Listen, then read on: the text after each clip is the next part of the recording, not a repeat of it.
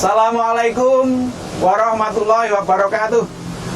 Alhamdulillahilladzi anzala sakinata fi qulubil mu'minin liyazdadu imanan ma'a imanihim. Asyhadu an la ilaha illallah wahdahu la syarikalah al-malikul haqqul mubin wa asyhadu anna Muhammadan abduhu wa rasuluh arsalahu rahmatan lil alamin. Allahumma sholli wa sallim ala Muhammadin wa ala alihi wa ashabihi ajma'in. Ma'asyiral kaum muslimin rahimakumullah. Pada suatu ketika Rasulullah Shallallahu Alaihi Wasallam meminta kepada Abdullah bin Mas'ud, salah seorang sahabat Rasulullah yang dikenal sangat bagus bacaan ayat Qur'annya. Nah, tentu saja Abdullah bin Mas'ud menjadi kikuk, lalu mengatakan, "Ya Rasulullah, saya malu karena Al-Quran kan diturunkan kepadamu. Masa saya yang disuruh membacakan?" Tapi Kanjeng Nabi Muhammad SAW tetap meminta kepada Ibnu Mas'ud supaya membacakan Quran. Kemudian Ibnu Mas'ud membacakan surat An-Nisa dari ayat pertama dan seterusnya. Nah, sampai kemudian berhenti pada ayat ke-41. Mengapa berhenti? Karena Ibnu Mas'ud melihat Rasulullah SAW meneteskan air mata, menangis sedih. Kemudian bertanya kepada Rasulullah, "Ya Rasulullah, mengapa engkau menjadi sedih dengan bacaan ayat ini?" Lalu Kanjeng Nabi mengatakan, "Saya sedih ketika nanti harus menjadi saksi atas umat-umatku." Ayat ini memang berbunyi, "A'udzubillahi minasyaitonirrajim. Wa kaifa idza ji'na min kulli ummatin bisyahidi wa ji'na bika 'ala haula'i syahida." Maka bagaimana sekiranya engkau nanti dijadikan saksi atas umat-umatmu dan kamu Muhammad nanti akan menjadi saksi atas umatmu. Yang membuat Kanjeng Nabi sedih adalah ketika menjadi saksi atas umatnya, yang ternyata umatnya itu tidak betul-betul mengikuti Nabi Muhammad SAW. Dia hanya mengaku sebagai umat Islam, tetapi dalam perilakunya tidak menunjukkan mengikuti jejak Rasulullah SAW. Tetapi Nabi akan tersenyum seandainya nanti disuruh menjadi saksi atas seseorang, ternyata orang itu benar-benar mengikuti jejak Nabi. Ketika ditanya, "Muhammad, apa betul ini umatmu?" Nabi Muhammad akan dengan bangga mengatakan, "Betul, itu adalah umatku, karena seluruh perilakunya mengikuti jejak-jejakku." Tetapi akan sedih ketika ditanya oleh Allah Subhanahu wa Ta'ala, "Muhammad, apa betul ini adalah umatmu?" Ternyata tidak. Maka Nabi akan, bukan ya Allah, itu bukan umatku, itu hanya KTP-nya saja yang Islam, tetapi perilakunya tidak menunjukkan sifat-sifat sebagai orang Islam." Kaum muslimin yang berbahagia, Rasulullah SAW tidak kenal dengan kita, belum pernah bertemu kita, tetapi Rasul itu sudah memprihatinkan nasib kita kelak nanti di hari kiamat.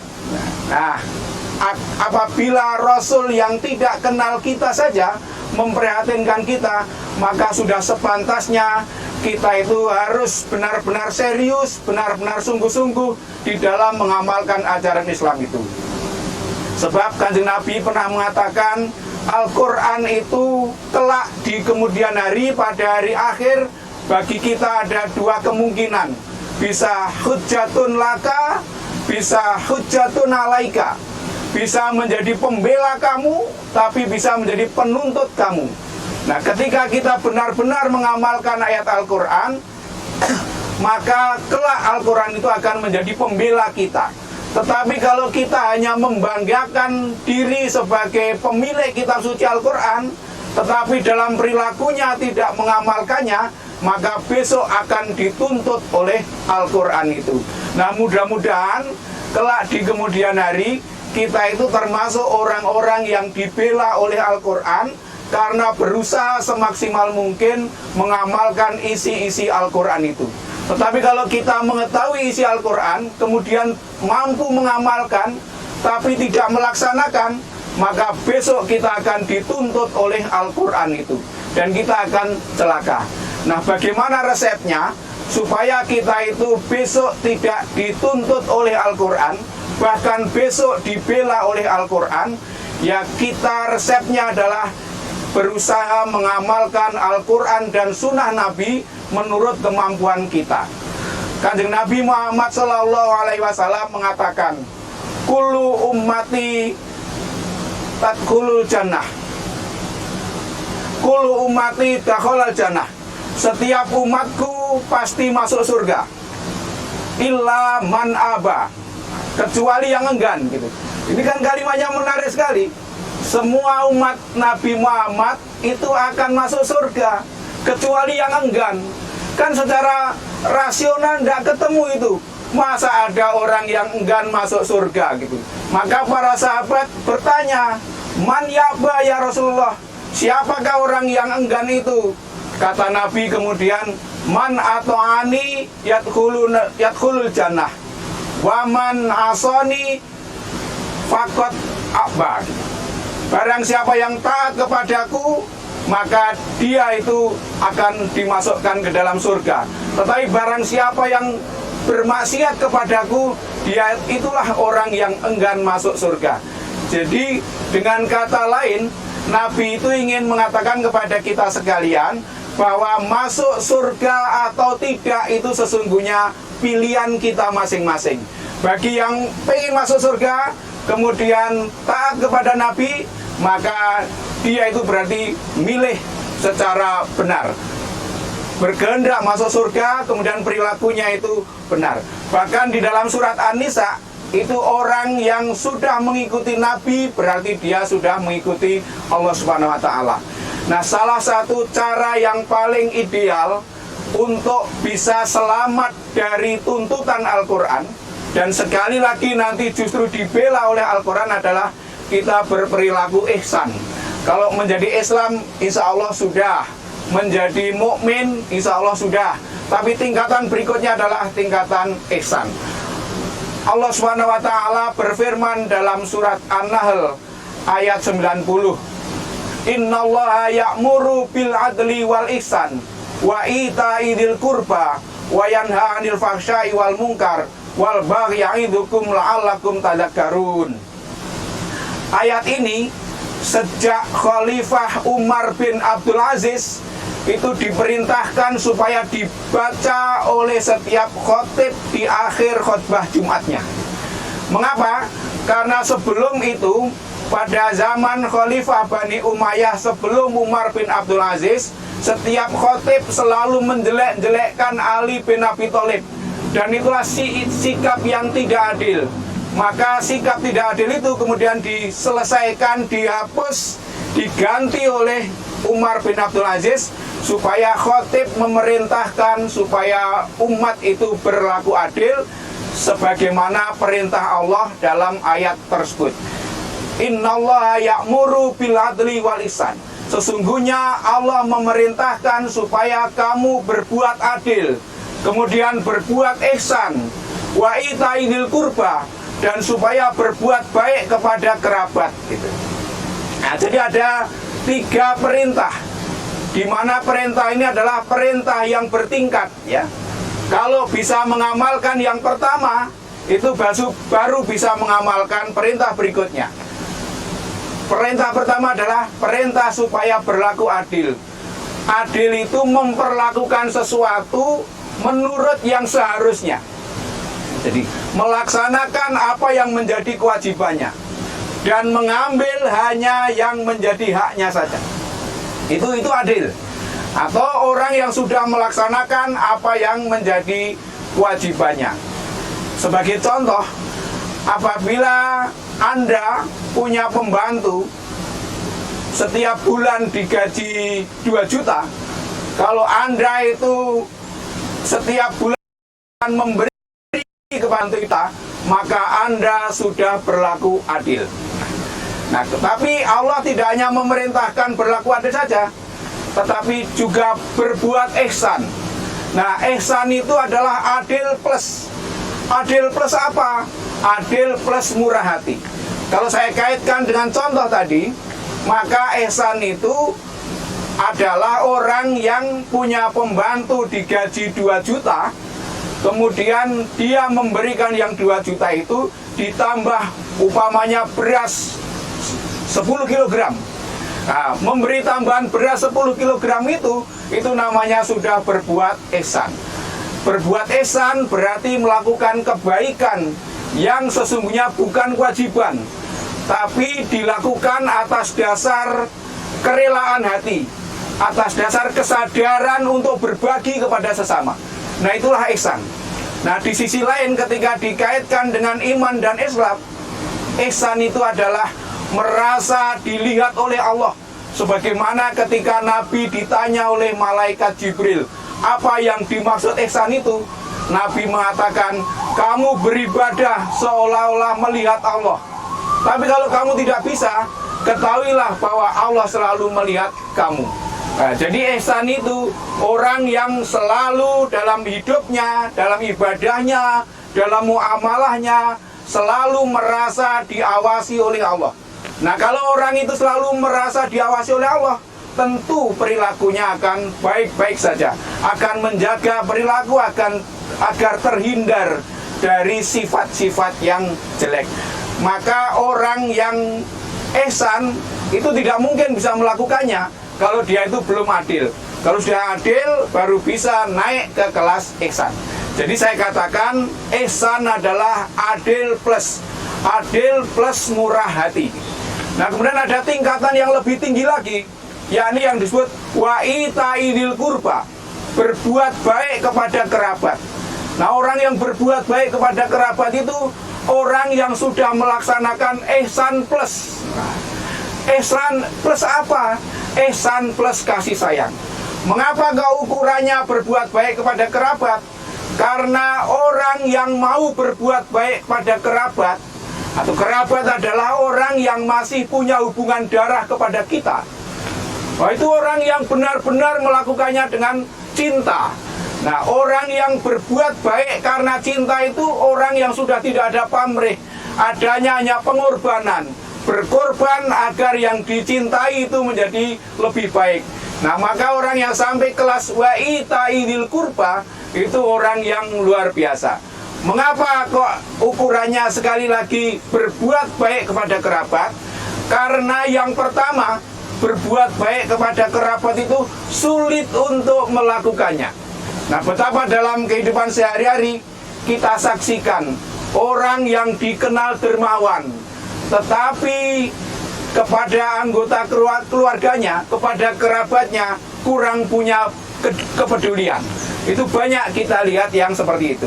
Nah, ternyata Al-Quran memerintahkan mengutamakan kerabat itu ya. Jadi berbuat baik kepada kerabat itu sulit melakukannya. Kemudian yang kedua, orang yang berbuat baik kepada kerabat itu tidak pernah diterima kasihi, karena kerabat yang ditolong menganggap itu sebagai sebuah kewajaran.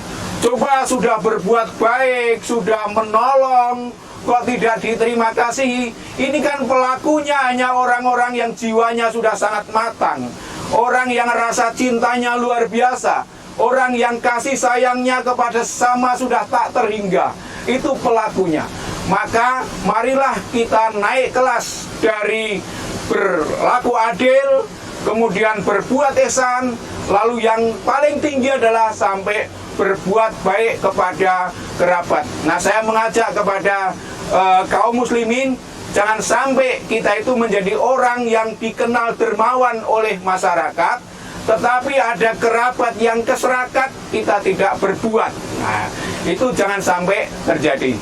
Nah, juga yang ketiga, mengapa nilainya tinggi? Karena berbuat baik kepada kerabat itu tidak bisa dipamerkan.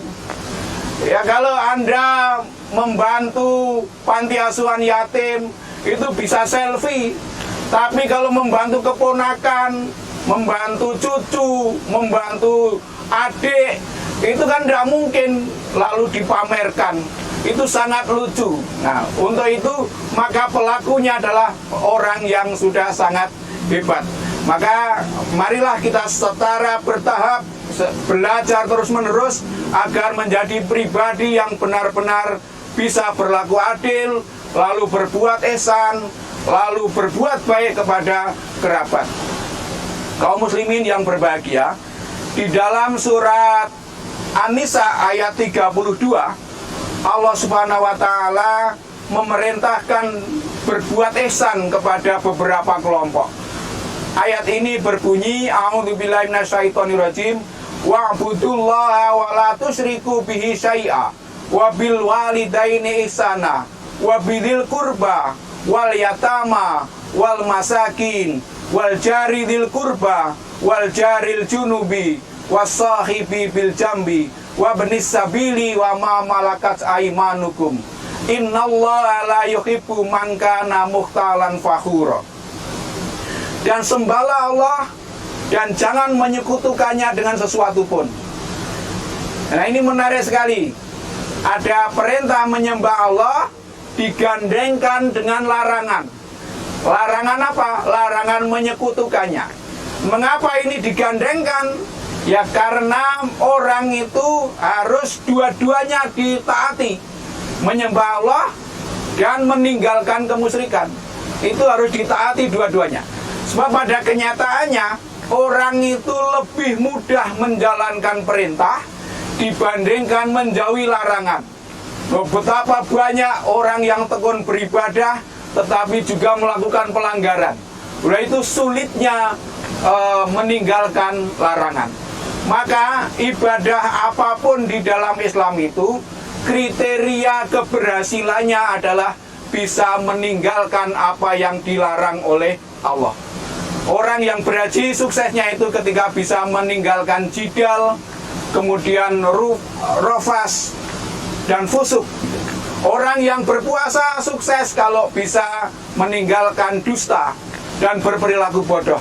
Orang berinfak juga sukses kalau bisa meninggalkan perilaku menyakiti orang yang diberi. Orang sholat bahkan itu dikatakan berhasil ketika bisa mencegah perbuatan keji dan mungkar. Maka Allah perintahkan menyembah Allah dan tidak menyekutukannya dengan sesuatu pun. Nah, untuk itu mari ini kita pegang teguh betul satu kunci ini, wa'budullaha wa la tusyriku bihi syai'a. Sembahlah Allah dan jangan menyekutukannya dengan sesuatu pun. Nah, setelah itu kemudian wabil walidaini ihsana. Dan kepada kedua orang tuamu hendaklah engkau berbuat ihsan. Jadi berbuat ihsan itu pertama kali dilakukan kepada kedua orang tua kita. Artinya berbuat yang tidak sekedar melaksanakan kewajiban seperti yang saya sampaikan di depan tadi. Jadi berbuat baik atas dasar kasih sayang, atas dasar murah hati kepada kedua orang tua kita. Jadi meskipun orang tua itu tidak meminta, bahkan bukan kewajiban kita untuk melakukannya, itu kita diperintahkan pertama kepada kedua orang tua. Saya sudah berulang kali menyampaikan mengapa orang diukan oleh, karena memang kedudukan orang tua itu tidak tergantikan. Jasa dan kasih sayangnya juga tidak tergantikan, tidak terbalaskan. Kita tidak bisa membalas jasa dan kasih sayang orang tua kepada kita. Kemudian apapun kedudukan kita ketika di hadapan orang tua, kita hanyalah anak. Nah, kemudian setelah kepada kedua orang tua, lalu perintah berbuat ihsan itu adalah kepada kerabat dekat. Nah, jadi kerabat dekat itu diutamakan. Setelah orang tua, kemudian kerabat dekat. Sekali lagi, kerabat dekat adalah orang-orang yang mempunyai hubungan darah dengan kita. Mungkin kakek, nenek, mungkin Pak D, Bude, Pak Le, Bule, Perunan, dan lain-lain. Jadi orang-orang yang masih punya hubungan darah dengan kita. Maka tengoklah kerabat kita masing-masing. Adakah yang masih memerlukan bantuan? Kalau masih ada yang memerlukan bantuan, kita utamakan.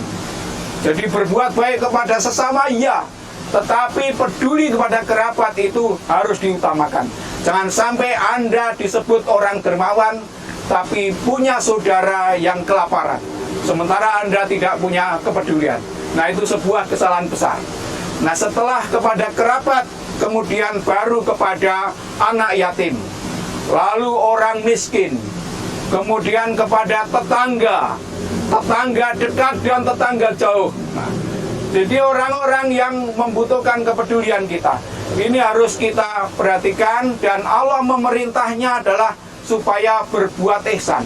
Ihsan itu sekali lagi tidak sekedar apa yang menjadi kewajiban kita, lebih dari apa yang menjadi kewajiban kita. Nah, saya garis bawahi soal tetangga ini.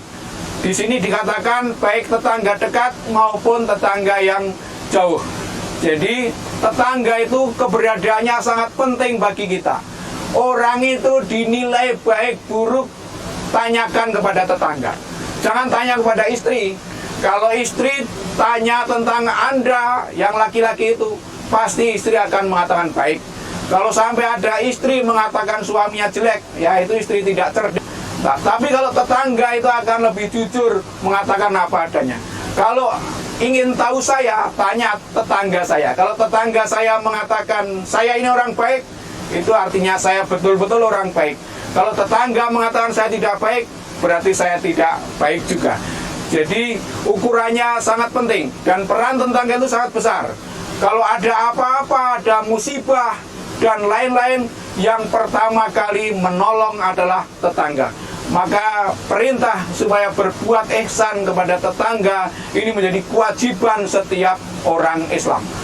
Bahkan Nabi juga mengatakan, "Man kana yu'minu billahi wal yaumil akhir fal yukrim jarahu."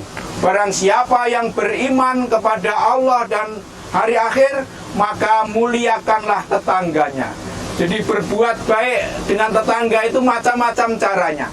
Sampai Nabi mengibaratkan, kalau kamu bikin sop, perbanyaklah kuahnya, berbagilah dengan tetangga. Nah, ini penting. Maka kalau di khasanah Jawa itu ada ungkapan yang sangat menarik. Pager mangkok itu lebih kuat daripada pager tembok. Kalau kita itu menjadi orang yang baik kepada tetangga, maka kalau ada orang yang mau mencuri di rumah kita, tetangga itu akan mengingatkan. Tapi kalau kita itu orang jelek, orang pelit, orang yang serakah, ada orang mau mencuri di rumah kita, mungkin malah dibantu untuk mencarikan tangga. Jadi berbuat baik kepada tetangga ini merupakan ajaran Islam yang sangat dipentingkan. Di samping Al-Quran memerintahkan, Nabi Muhammad SAW juga memberikan ketentuan bahwa salah satu kesempurnaan iman adalah dengan berbuat baik kepada tetangga. Wal jaridil kurba wal jaril junubi wasahibi bil jambi. Kemudian teman dekat, nah, orang yang sangat dekat dengan kita, teman karib. Setiap orang itu pasti punya teman karib. Nah, orang yang sangat dekat dengan kita itu jangan sampai terluka oleh kita. Sebab orang itu begitu rekat, begitu akrab, tapi tersinggung sedikit saja akan menjadi sangat jauh. Maka berbuat baik, berbuat ihsan kepada teman dekat. Meskipun teman dekat itu juga di tafsir tertentu disebut sebagai istrinya. Nah, tentu kepada istri kita juga harus berbuat ihsan, bahkan lebih dari itu. Nah, kemudian kepada orang yang dalam kekuasaan kita. Kalau zaman dulu disebut budak. Nah, sekarang orang dalam kekuasaan kita, budak sudah tidak ada. Boleh jadi pembantu. Nah, kepada pembantu kita juga diperintahkan supaya berbuat ihsan.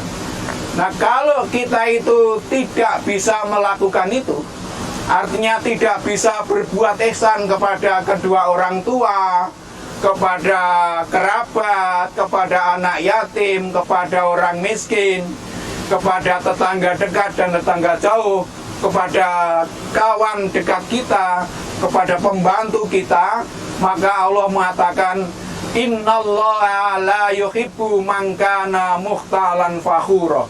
Sesungguhnya Allah tidak menyukai, Allah tidak mencintai orang-orang yang sombong lagi membanggakan diri. Memang Allah tidak menyebut bahwa yang tidak melakukan ihsan itu orang yang sombong. Allah hanya mengatakan sesungguhnya Allah tidak mencintai. Tapi bagi orang yang peka, orang peka itu hanya tidak pekok gitu ya. Orang peka pasti tersentuh hatinya. Oh iya, berarti kalau saya tidak melaksanakan ihsan itu, saya termasuk orang yang sombong lagi membanggakan diri. Dan sombong itu merupakan pintu masuk ke dalam neraka. Jadi kalau ingin masuk neraka, berbuatlah yang itu pasti tercapai cita-citanya.